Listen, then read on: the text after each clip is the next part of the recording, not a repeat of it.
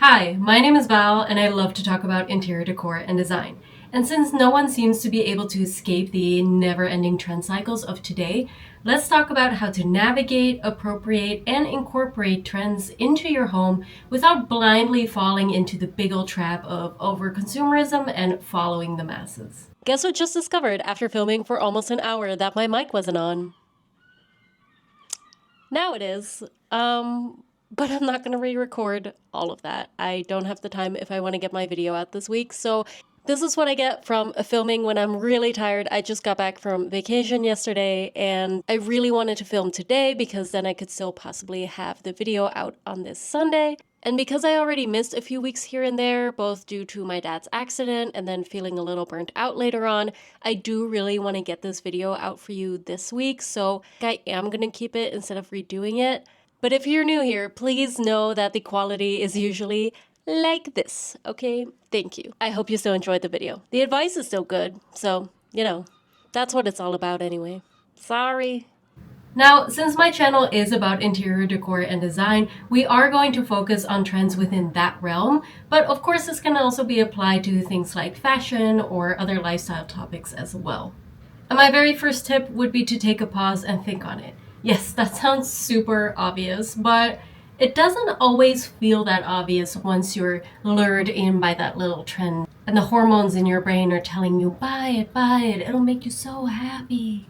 Actually, let's get a little bit more specific about it. When we see something often, it is easy to be influenced into thinking you actually want it. If you wait a few months or at the very least a few weeks, you give yourself time to adjust to the concept and see if you really do like it. But during that time, try not to seek the trend out. For example, if you're thinking about getting, let's say, a mushroom lamp, don't start saving a whole bunch of mushroom lamp photos to your Pinterest board, okay? Just make a note of it, preferably like an actually written note so that the pictures aren't messing with your mind. Just make a note of it, keep it somewhere, maybe set an alarm for a couple weeks or months later to get back to that idea and see if you still really want it. Especially when a trend starts to calm down or even phase out, that's when you can really tell whether you actually like that trend or if you were just swept up in the moment.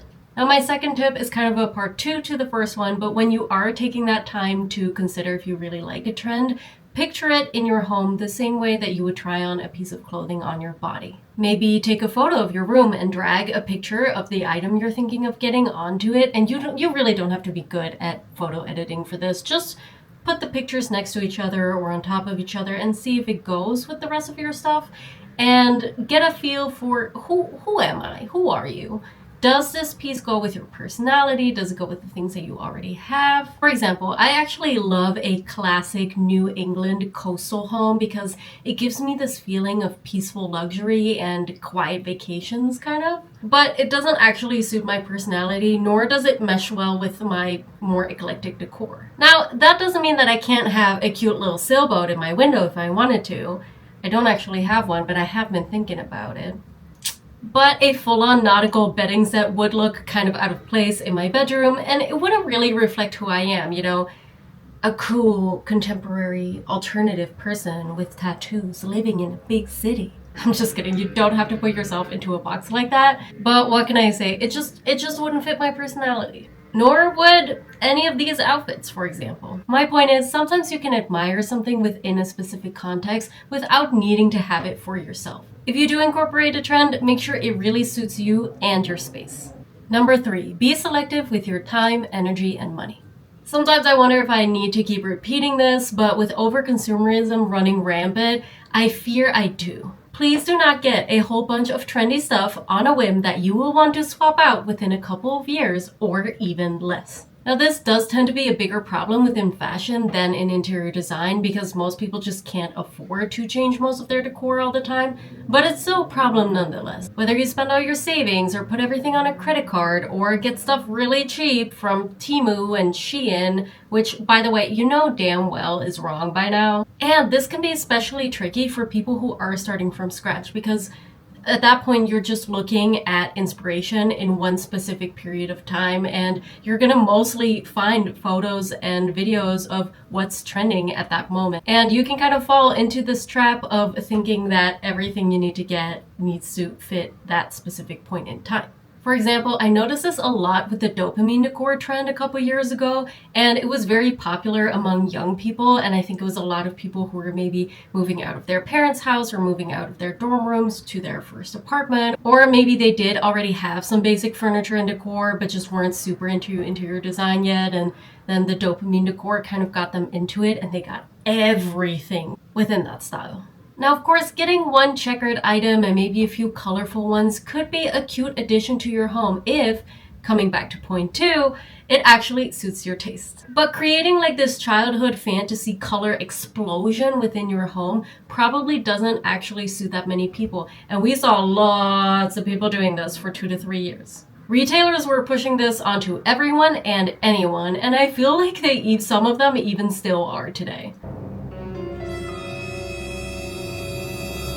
Be selective. Just get the few things that you actually like. Take it easy.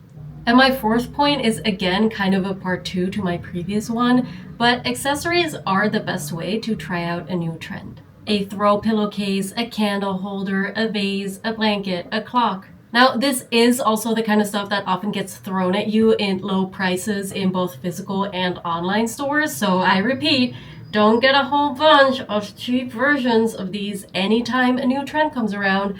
But if you do want to consciously experiment with a trend, then this is an accessible way to do so. And if you just stick to, let's say, 1 to 3 pieces, your space won't end up feeling overly trendy or dated once the trend dies. By the way, now that we're already chatting, I just want to quickly mention that my approach to my channel is very similar to the tips I give here. I mostly try to come up with my own concepts, but when I do pick up on what other big interior design YouTubers are talking about, trending topics, I do try to implement them, but with my own spin, where I make an effort to provide a more positive, personal, realistic, and sustainable perspective.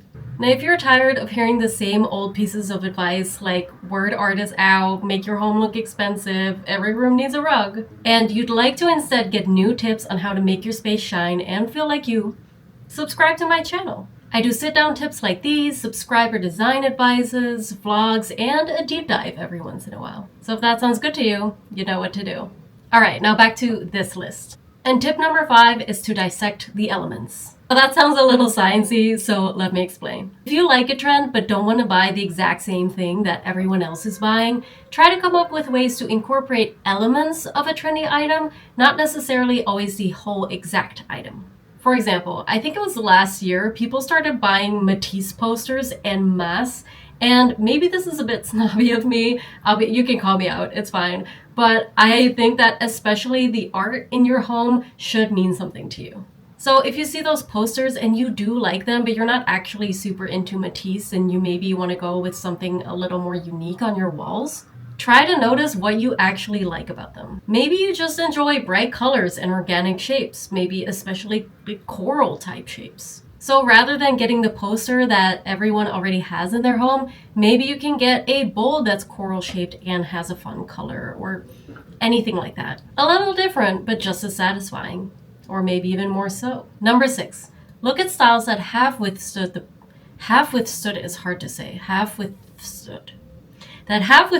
test of time and compare them to the trend that you're considering. In which ways do they overlap and in which ways do they differ? Let's say, for example, the Instagram or TikTok boy apartment. And if you don't know what I'm talking about, here are a couple examples. Now, these spaces look quite nice and they are a big step up from what we used to consider boy apartments. But they lack the warmth of mid-century and the boldness of Bauhaus on which these styles are based. Actually, they also have some Japandi and industrial features, but those are usually more in the accent. So we're focusing on the mid-century and Bauhaus aspects here. Now, don't get me wrong, I am again not saying that these so-called boy apartments look bad, but I do guarantee that they will kind of look like a dated trend in a couple of years. And if you're fine with that, great, then there's absolutely no issue. I don't have to love your home. Nobody else has to love your home. You have to love your home. And if you don't mind that it looks like a dated trend, then we're all happy and you don't need to listen to this video, I guess. Why did you click on this video then? Anyway, for those who don't want that, maybe look at some classic mid-century wooden tables and choose some lamps from that time that don't necessarily have to be mushroom lamps.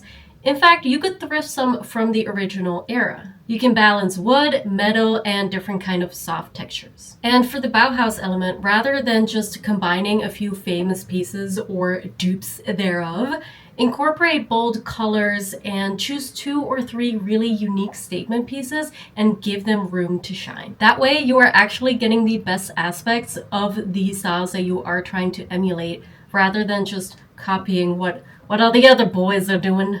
My Eames chair brings other boys to the yard and they're like, it's better than yours. Damn right, it's better than yours. What were we doing? Right, incorporating trends.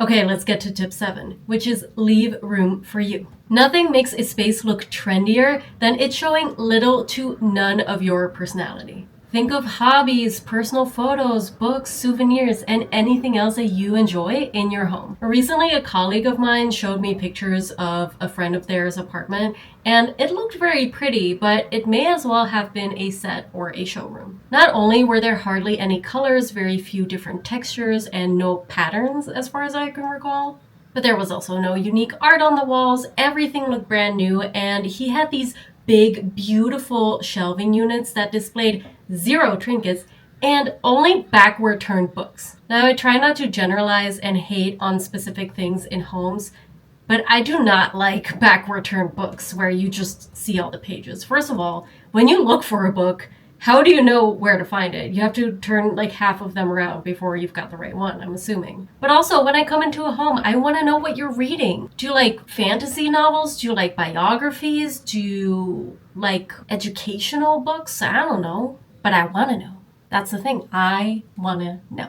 And if you like minimalism and beige, that's perfectly fine. But I think the books then should be an exception. And if you don't want to show a bunch of colorful books in your beige minimalist home, maybe put them behind closed doors. But just flipping them all around, it seems forced, unnatural. I don't know. You get it. Anyway, my colleague was showing me these photos of their friend, and I could not tell a single thing about this person. Actually, I think even if his apartment was listed as an Airbnb, I would pass. I would rather go for something slightly less designery and luxurious that had a bit more character. Because who wants pretty but with no charm? Luckily, I've got both. I'm sorry, I'm just kidding, but yeah, soul over luxury any day. Remember that Pinterest photos, magazine spreads, celebrity mansions, and even some influencer homes are just for inspiration. And yours may, and actually even should, look like you actually live in it. So bringing it back to the topic of trends, if you mix a trend with your personality, you will probably enjoy it a lot longer.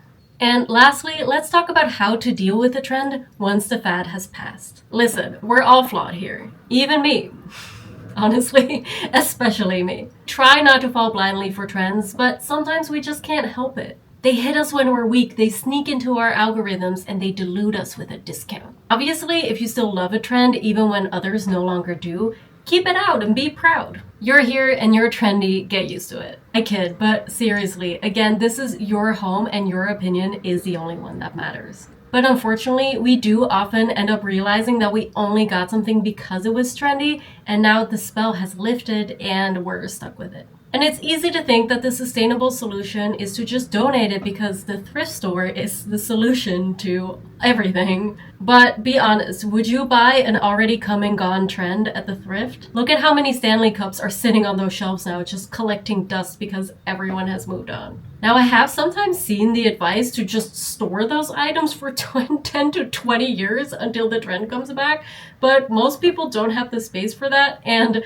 I think we'd be entering hoarding territory at that point. So my advice would be to mix that now no longer trendy item with a couple of other styles and quote-unquote timeless pieces. That way, it just reads as a fun accent. For example, this flower pot lamp by Tradition that I've talked about before, was super trendy. I got this about 6 years ago when I was just getting into interior decor and design, and I was living in an almost completely empty apartment because I had moved here from NYC and I had no furniture or decor. They were selling these at the museum shop that I worked at, or I didn't work in the shop, but the museum I worked at had a shop. And it was already on sale, and I was able to add my employee discount, so it was a steal. Plus, that apartment had very few outlets and actually none by where my table was, so when I wanted to work from home, this was kind of handy to have. Now, I actually recommend avoiding chargeable lamps if you can, but that's a whole other story. The question is, would I buy it now? And the answer is probably no. Partly because we just had this really big mushroom lamp craze, and it does look a little cheap and trendy, and I don't want to have two mushroom lamps, but I would have liked a nicer one, but I already have this one now, but it's fine. But rather than getting rid of it and replacing it with something else when it is perfectly fine, and the fact that it's chargeable does make it handy to kind of use as my background set over here, does make me like it enough to keep it. Actually, when I'm not filming, it sits in my kitchen for extra mood lighting when guests come over. And here the yellow pops really nicely against the wood and the metal. And there aren't any other trendy pieces around, so it can have its own little moment. So I'll keep this thing until it dies, but I did place it in a different context, and now I like it just fine. At the end of the day, the key to almost everything in life is balance. Over-consuming trends is not great for your wallet, your happiness, or the planet, but we can let go a little bit of the stigma against trends. They have a purpose to inspire us, and we can actually enjoy them. Just be mindful about how you do it. And if you enjoyed this video, give it a like as kind of like a free little tip, maybe even a hype to get my videos seen by more people, and tell me how you approach trends in the comments. As always, thank you so much for watching, and hopefully see you very soon.